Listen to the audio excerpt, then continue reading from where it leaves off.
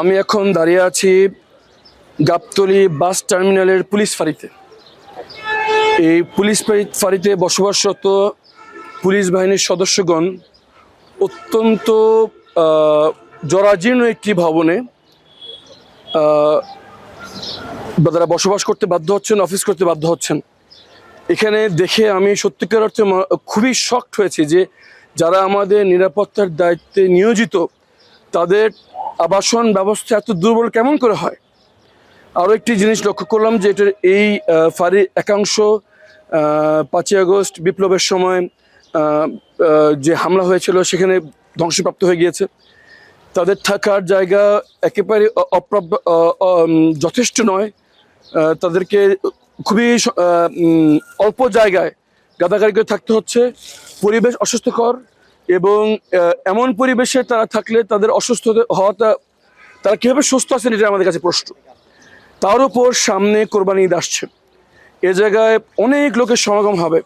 তারা একজন আসামিকে ধরে এখানে নিয়ে আসবেন, একজন ছিনতাইকারী, একজন মাদকাসক্ত অথবা চোরাচালানকারী কাউকে যদি ওনারা পাকড়াও করেন, এখানে ধরে রাখারও কোনো ব্যবস্থা নেই। এই অবস্থায় তাদের দ্বারা আমরা কীভাবে আইন শৃঙ্খলা রক্ষা হবে আমরা আশা করতে পারি।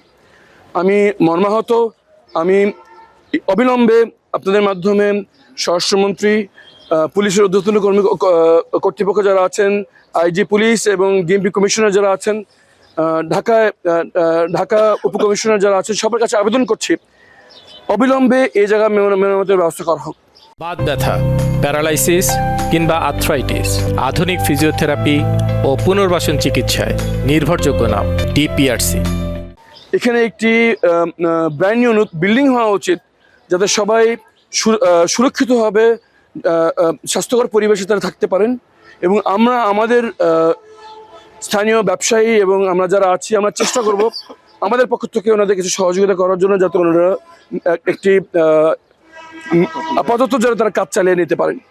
কিন্তু আমি অবাক হচ্ছি কেমন করে বিপ্লবের প্রায় 2 বছর হয়ে যাচ্ছে এখনও এই ফাঁড়ির অবস্থা এভাবে পড়ে রয়েছে। আমাদের ঊর্ধ্বতন কর্মকর্তারা কখন এখানে আসেন না? তাহলে এইভাবে কেমন থাকতে, কীভাবে এই অবহেলিত অবস্থায় এত গুরুত্বপূর্ণ একটি স্থাপনা এভাবে পড়ে থাকতে পারে?